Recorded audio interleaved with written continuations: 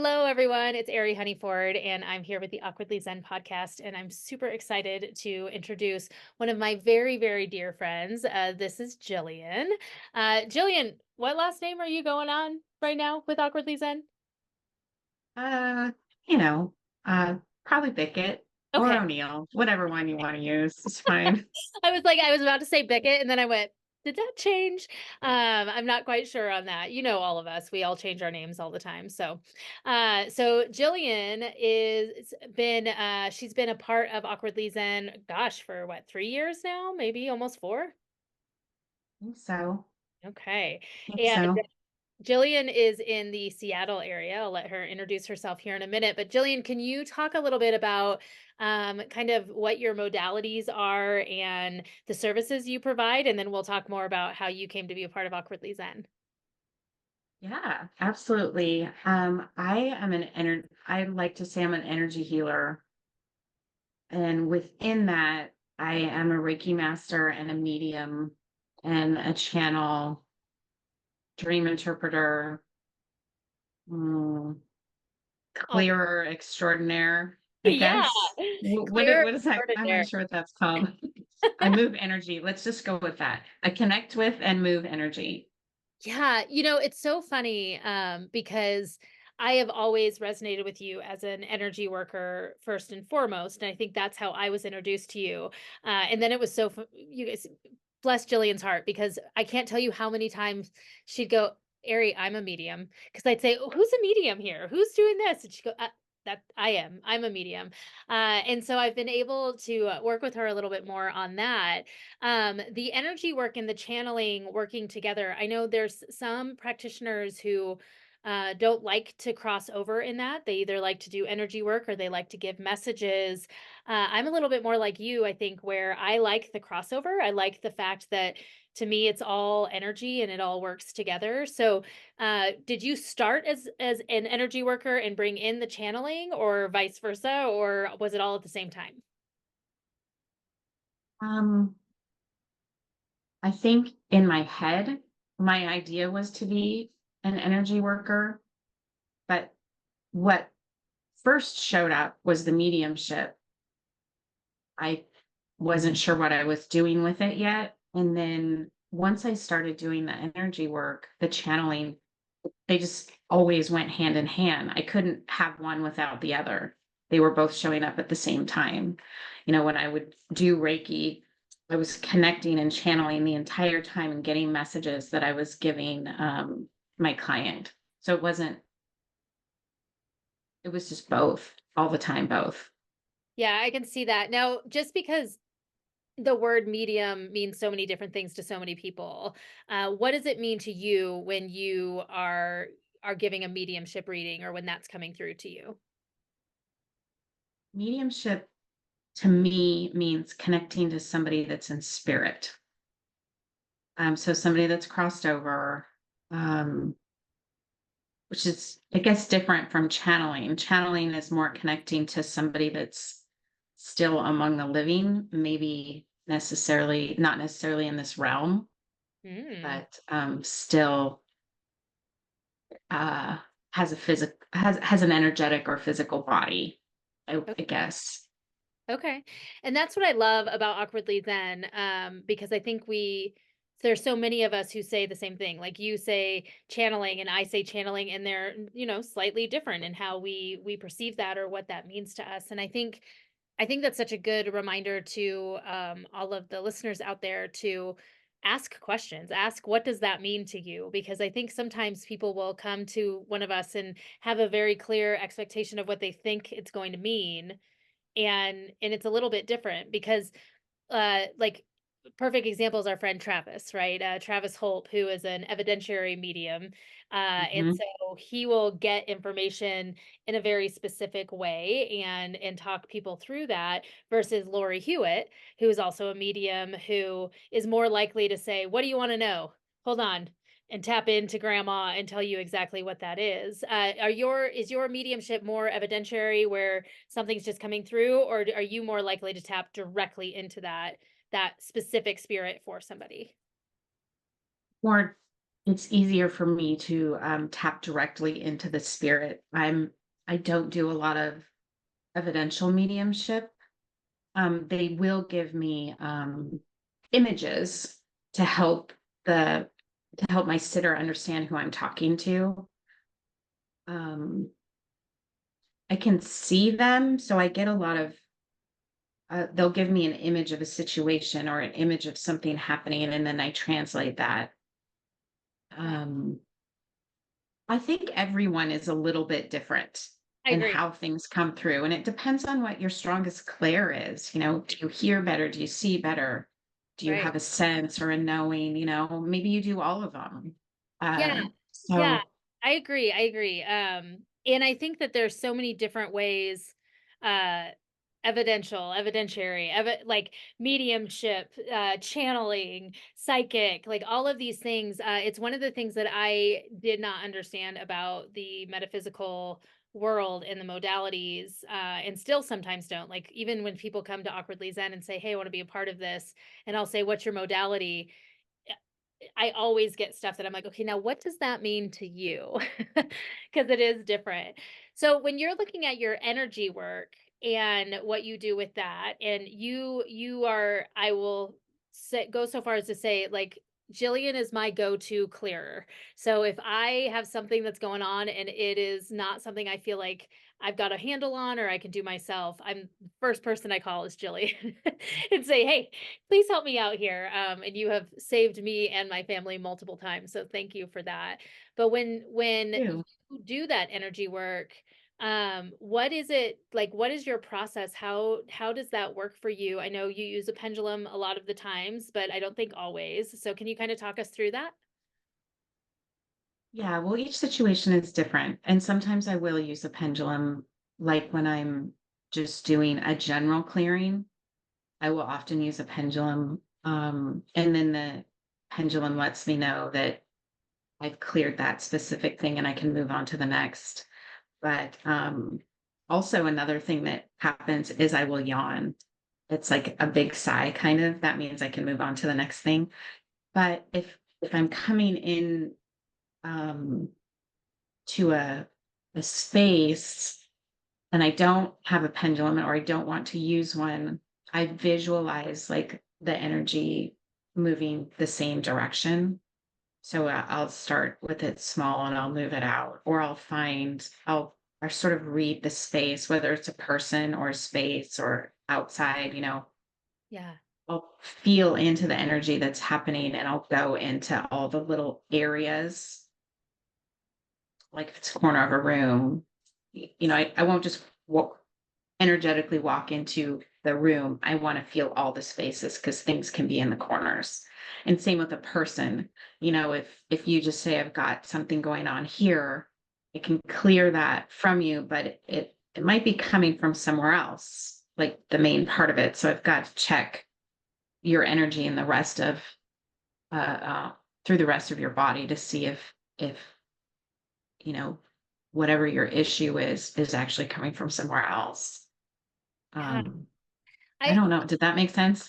Yeah, I think so. I mean, it does to me because I've lived it with you. So, I think for me it's very similar to of I don't have to have my pendulum to clear energy. I like to have my pendulum to clear energy. And same thing, one of my favorite things about Jillian is she almost always has a necklace of some sort on. And it'll Yep, be very funny because we'll be sitting somewhere and the next thing you know, you look over at Jillian and she just has it held up just like that. And it's yep. doing its work. And it is very nice to be friends with somebody who's constantly just like clearing the space, checking stuff out. I appreciate it immensely. Yeah, Uh, my necklace allows me to be a little bit discreet about it. mm, Looks like you're just fiddling with your necklace a little bit. totally. And I think that that is so neat because that's one of the things we joke about a lot is, you're not going to walk into a grocery store more than likely with your pendulum and pull it out to see if this food works for you or not. But if you're wearing a necklace and you can do that, there is a benefit to that that's not quite as in your face, right? Even though I know you and I don't mind being in people's faces a little bit with with what we believe. So let's talk a little bit about your relationship with Awkwardly Zen, because you are one of the very clear examples of people who have stepped up over the years and just really allowed Awkwardly Zen to be what it is. Because you started, you came in as a member, and then you and I had kind of a conversation about you possibly teaching, and then you started teaching with us, and then you started moderating Zen Zooms. You do our Thursday Zen Zoom. And so there's been so much transition with how you interact, and then you started traveling to Colorado to be a part of our events and doing so many things. And I laugh because sometimes I joke that I see you and Valerie more than I see my friends here in Colorado, because we have set times. But with that flow that has happened with you and Awkwardly Zen, what's that kind of been like for you? Has it been a joyful thing? Was it a surprise to you that you're going to make all these friends all over the world, or how'd that go? Both, actually. It's kind of an interesting story. I had recently been looking for a Reiki circle, and somebody told me about Meetup, and I punched in Reiki circle, and it was Awkwardly Zen that popped up. I never did find a Reiki circle. Um, I was like, "Oh, what's Awkwardly Zen?" And so I joined one of the meetings and became a member and was like just smitten kind of. Mhm. These are my people. I think I was pretty quiet at first You for were. a little while Good. and possibly didn't even come on camera. And then, we talked, and it's been absolutely amazing. Some of my very best friends are now in Awkwardly Zen. Mm, Um I it's refreshing to be able to be your true self and talk about anything. Like, there is nothing that's taboo. There's right. nothing that somebody's gonna look at me and tilt their head and go, yeah, she's off her rocker. Right? Um, because there's always somebody that is like, yeah, me too. That same thing happened to me. So it's just lovely to have the safe space and the friendships, and everyone is so genuine. Yeah. And Yeah. I feel like I've just known everybody my whole life. I Where have you been my whole life? Right? Like, I think that's it, right? Like we talk about the concept of soul families and doing this all before, and we've all kind of come to that conclusion, I think, that there definitely is a tie-in with so many of us, through past lifetimes and this lifetime, and I really appreciate that. Let's talk real quick about our friend Marie. So Marie, who I'm sure we'll have in the podcast at some point, is in South Africa, and yeah, I don't even remember how Marie found us. I'm sure through the London group, but we started yeah, the South Africa Awkwardly Zen, really because we wanted to support Marie, and she has stepped up. And the reason I'm bringing her up is because she is coming. She's coming here to see us all, and she talk is. crazy situations and talk about that sisterhood. Because I know the two of you have just are thick as thieves. So can you share a little bit about that if you're comfortable with doing that? Yeah. The first time I saw her on camera, I was like, oh my gosh, I know that person. Like, I really know her. Why do I know her? And we found out, I believe in other lives and having a soul family, like you said. We found out that we have had lives together, and we are a part of the same soul family. So the connection was just instant. And she is just a wonderful person. And she is coming to the United States. She's going to come to Denver on the 11/11 event. So So um, we're also excited to meet her in person. And I hope that we're not too overwhelming for her. well, we probably will be. That's one of the Right. things, last week we had an event and we had Jacqueline in from Canada and Valerie in from Kansas City. And we have another event coming up for those of you in the Denver area who want to travel. 11/9/2024, we'll have our annual 11/11 fair here in Denver. And so many people are coming in from out of town. We've got Jill coming in from New York, and you're coming in from Seattle. Travis will be coming in to do a speaking engagement from Seattle as well. And watching all of that morph together has been just so beautiful. And also, I realized the other day, like, I don't even blink anymore when someone new is coming to town, and it's not weird anymore. It's like, oh, yeah, okay, cool. We'll know you in person. But I always laugh when people say you can't actually make friends online. I think we'd both say Right. they were liars. Oh, for sure, for sure. I mean, I felt so drawn to you guys and so close to everybody that I actually moved there for a short time. And y- like I said before, you don't skip a beat. Really, you're just like, there you are. Mhm, mhm. And, you know, fast friends, as good as friends as, or better, when you meet somebody online, even though there's a screen between you, you're still getting to know somebody. And when you're an energy worker, you can feel it. Yeah. Well, and I also think the joy of online is that there's not the distractions. Oftentimes when we're all together, I'm getting pulled in so many different directions that I don't really get a chance to fully engage. Where when we can get together one on one, or within our groups, I get to know you, I get to meet you.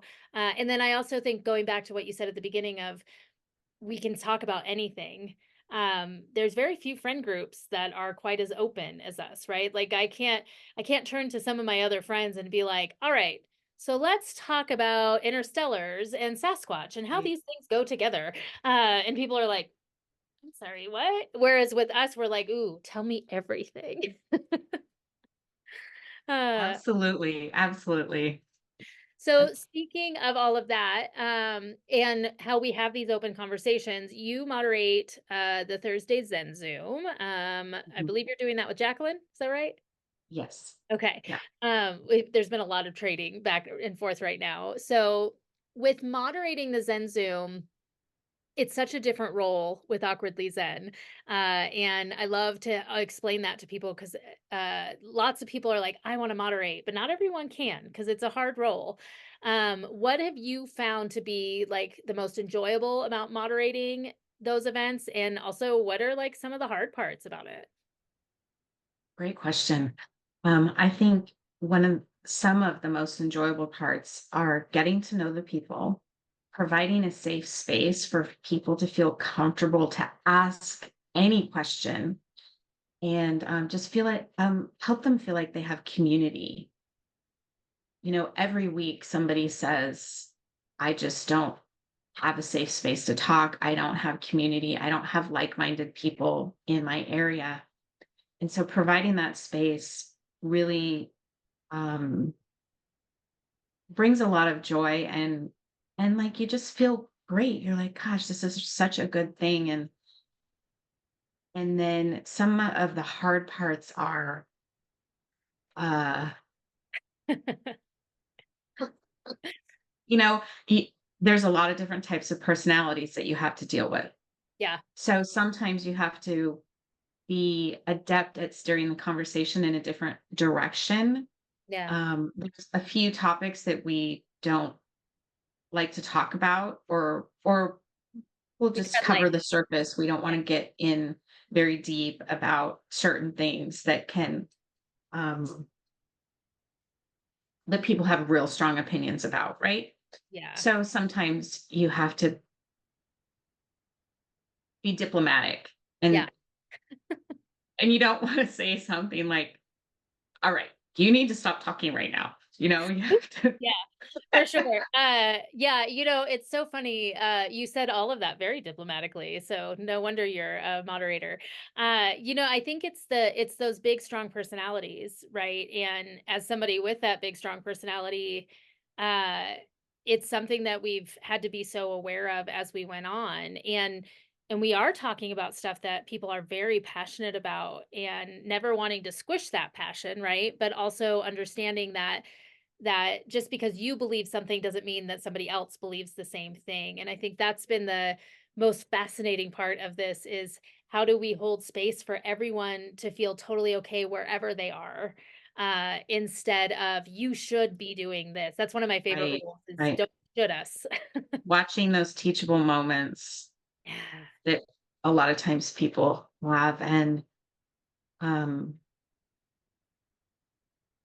one thing that's been interesting to me as well as a lot of people have boxes. And so they feel like everything has to fit in this box. And with Awkwardly Zen, there is no boxes. Hmm. There is no, you have to do it this way, this way, this way, or it only works this way. We're like, there's a lot of different people here, a lot of different modalities, a lot of different feelings and thoughts. And you got to make it your own and shape it. And yeah, a funny thing about me is it's been helpful to have you and the other people in Awkwardly Zen is I have to often check my face because I can be very expressive and you when somebody says something, you don't want to go, you know, or Right. you don't want your emotions to show on your face when you're a moderator.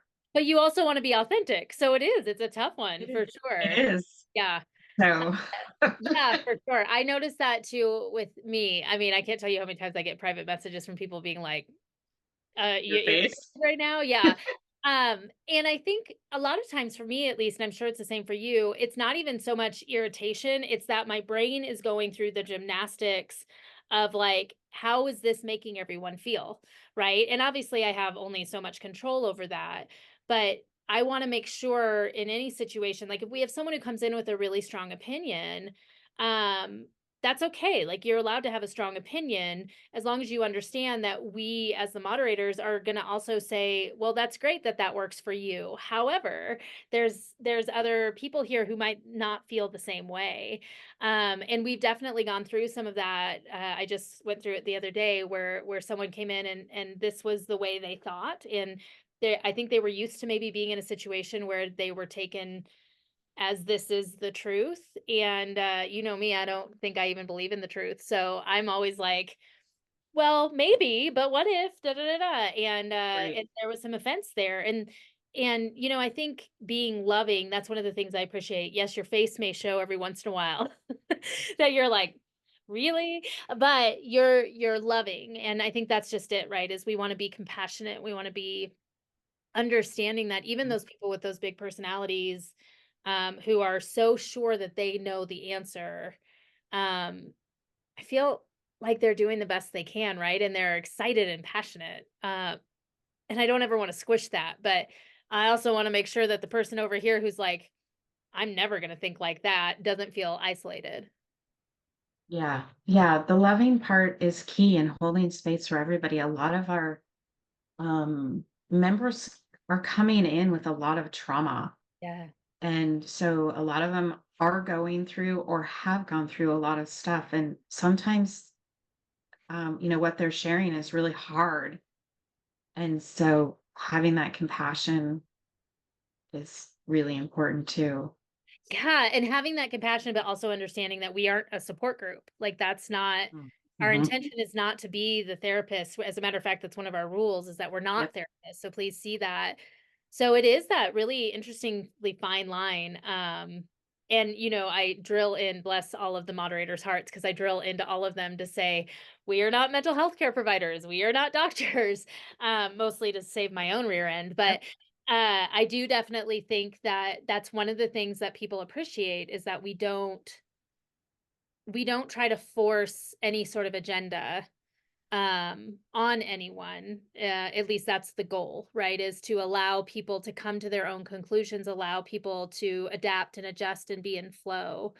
I think that one of the reasons why we do that as well as we do is because we have picked practitioners who have gone through their own sense of flow, right? Who have Mhm. had to adjust and adapt. And I know you've studied some pretty serious things, like you were studying shamanism for a while, which is usually very, this is the way.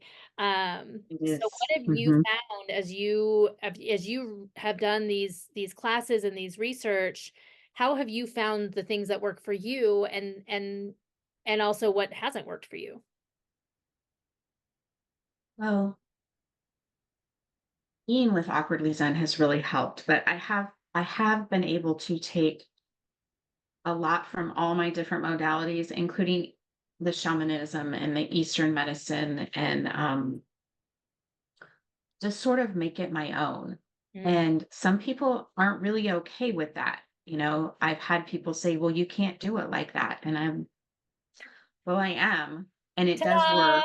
So it's okay. Yeah. I always check in with my guides and my higher self and like, is it okay that I'm doing it this way? And it's always a resounding absolutely. Yeah. Now, when it comes to certain traditions, like some indigenous people have very strict traditions on how certain things need to be done. Now, I will always follow that, but I can still take some of their ideas and some of their practices and incorporate them into my energy healing. Same with, the Reiki and,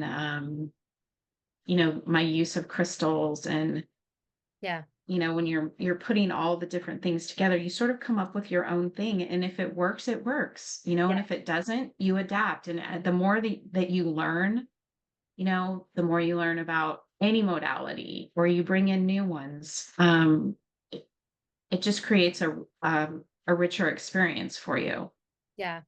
I agree. And I think, as I do coaching with clients, often that's what they're coached to do is to not get themselves isolated into one modality because really that's the beauty of spirituality to me is that we are all individuals in the greater one. And so to be able to bring our own flavor to everything makes the one even stronger, in my opinion. And so it's been so beautiful to watch people step into their own and then watch them morph and adjust. And I think Lori and Kendara, who are like two of our Mm. I don't want to call them anything that would be disrespectful, but they've been doing this a little longer than us. How about we say that? Yes, And to watch even them who have been doing this so much longer adjust their own modalities and bring in other things and be willing to learn has been such an inspiration uh to me and to I think so many others within the group. It's one of the joys of working with a collective of practitioners, I think. Um, have you, as you have been working with, because we've crossed over a lot with different things that we teach, as you work with other practitioners, have you found that um, you click into different things and learn stuff from each person? absolutely. Absolutely. When I took your tarot class, I learned so much more about tarot, tarot. I kind of go back and forth about what I say. And I've been able to use a lot of that with some of the clients as a connecting tool, No, because yay. I can say, well, it sounds like you're having a tower moment or, something like that, where I wouldn't have used that terminology before, but saying that to somebody that works with the cards, that makes sense to them. Right. Instead of me saying there's some real chaos that's going to be coming up. Right. Um, Yeah, I love that. Thank you so much. And as a matter of fact, I have a tarot class starting this weekend. So anybody who wants to join in on that, I'll put the link in the write up here. Um, I same thing for me with you because you are so informed about crystals in a way that I am not. I learn more every day, but there's so many of them. And same thing with like dream interpretation. So sometimes it's funny, I can almost feel myself having you come through me because I'll say something and I'm like, "Woo, I just sounded like Jillian." Because I've learned so much from you in those two aspects in particular, and also in energy clearing.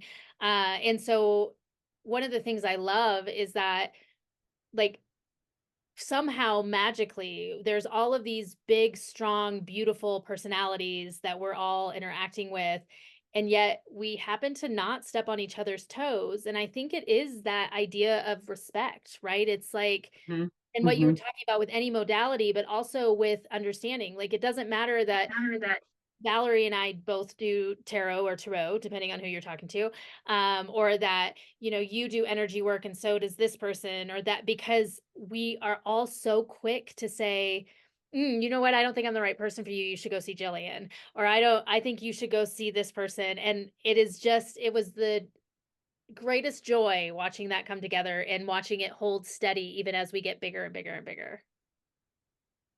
Yeah, absolutely. I really love that about all of us, that we all kind of have our own little corner, our own little niche about Yeah.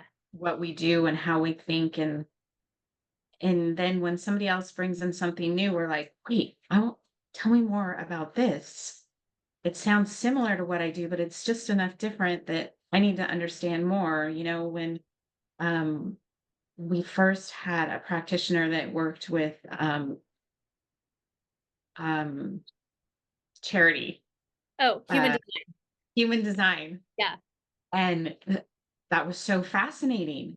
And even in, when I was talking about talking to clients, and you can bring in, when you have not little bit of knowledge about all these different things, you can sort of, um there's always something that they will understand. Like the Eastern medicine that I do, it's very relatable to acupuncture or feng shui. And when I talk about the meridians, and then you can relate them to the chakras, and it all sort of like starts to come together. And I feel like every energy modality, every healing modality, every metaphysical modality, whatever words you want to use, because here at Awkwardly Zen, we use all different kinds of words. We do. And the only thing that limits us, I feel like, is the actual language.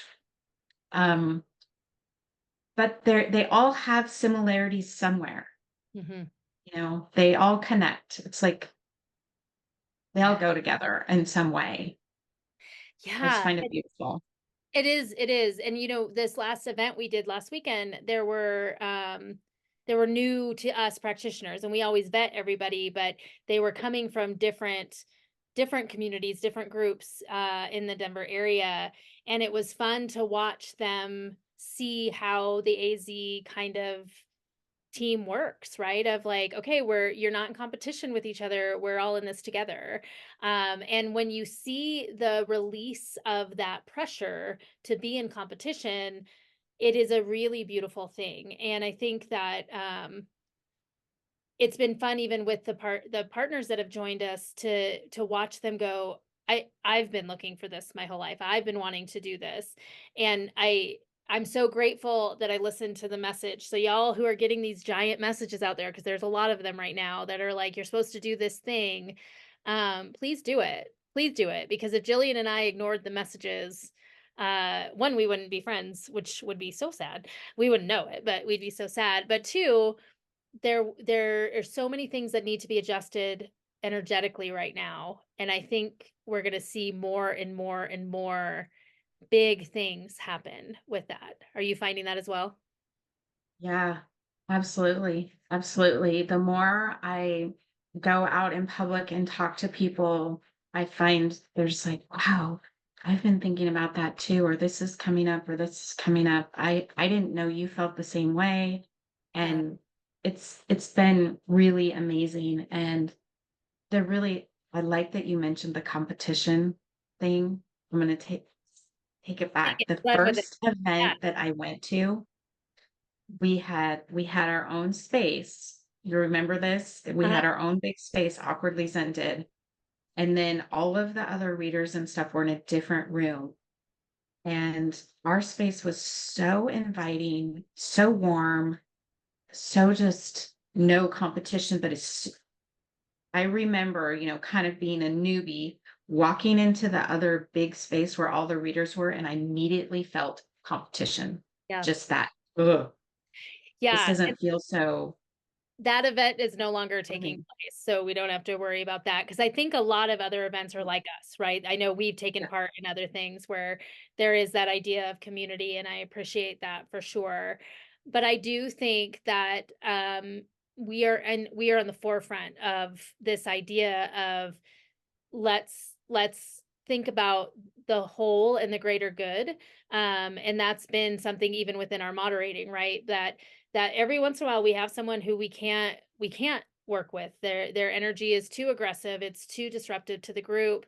And or a practitioner. We've had that happen too, where it's like somebody comes in and they can't get with the ethos. They can't understand the energy of it because they're caught in their own stuff. And we get that and we want to hold space for that as much as we can, but we also cannot allow one person or one person's ego more often than not to hijack the entire group. And I think Yes, that's another really positive thing that I have had to absolutely. learn over the last 4 years for sure, of like, because I want to make sure everybody is happy and loved and does all that, but our job is to create the best environment for the collective that is Awkwardly Zen and anyone who wants to join in on that. And I think we've all had some learning curves with that. Well, for sure. But it's been lovely, and the growth has been amazing to watch, and just how it changes and the new people. It's so I love it. Yeah, the new people and even the people who have been around, right? Like, it's so fun to watch. I had someone who I was doing a reading for yesterday, and she said, "Do you think it would be okay if I applied to be an Awkwardly Zen partner?" And I started laughing because I think there's a lot of people out there who have this like Awkwardly Zen thing, and it's so easy. It is so easy to be a part of Awkwardly Zen. Like there, we don't. I know sometimes people feel like there's an elitism, but I think it's just because we get so close so fast, and Mhm, we're all very good mhm. friends. And so, just so everyone knows out there, come join in. We want all of you. Just be nice. That's all we ask. Be Yeah, nice and be open minded. Well, Jillian, this has been such a lovely conversation. You and I could talk for hours for sure. yeah. What exciting things other than coming in for November 9th, the 11/11 event, in 2024 for Denver, what other fun things do you have coming up? What fun things do I have coming up? Um, I don't know. I'm really looking forward to the new changing of the season. I feel like it's going to bring in some really interesting energies. There's a lot of fun stuff coming in the interstellar realm that I'm really looking forward to. Some of us talk about that, some of us don't, but uh, You can and talk about that. There's an I, Interstellar Open Forum the second Monday of every single month. So if that is intriguing to you about what Jillian just said, come see her there. yeah, I'm just really looking forward to seeing how everything here within us, like within our um, realm, Yeah.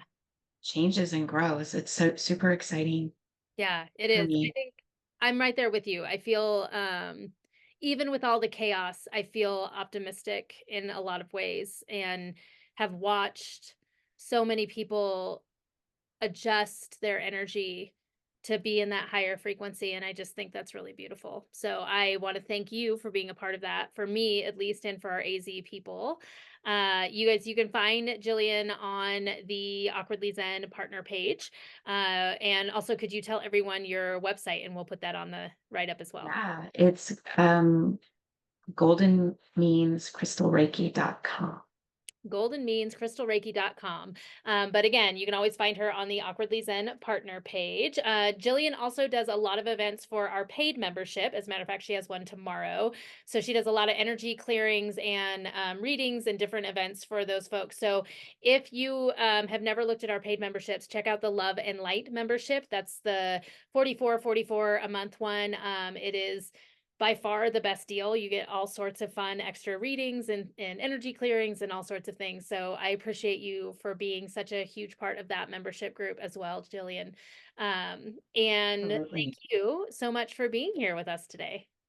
Thank you. Thanks for having me. It was great.